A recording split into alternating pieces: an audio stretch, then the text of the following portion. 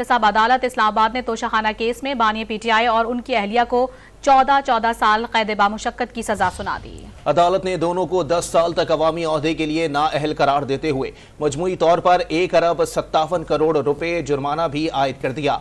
आपको बताएं कि तोशाखाना केस में बानी पीटीआई और बुशरा बीबी को 14 साल कैद बामुशक्कत की सजा सुना दी गई है और उन्हें 10 साल तक के लिए नाअहल करार दे दिया गया है। साबिक वजीर आजम के खिलाफ मुसलसल दूसरे रोज बड़ा फैसला। बानी पीटीआई को साइफर केस के बाद तोशाखाना केस में भी सजा सुना दी गई। एहतसाब अदालत इस्लामाबाद के जज मोहम्मद बशीर ने बानी पीटीआई और अहलिया बुशरा बीबी को 14 साल कैद बामुशक्कत की सजा सुना दी। अदालत ने मुजरिमान को 10 साल के लिए किसी भी अवामी ओहदे के लिए नाअहल करार दे दिया।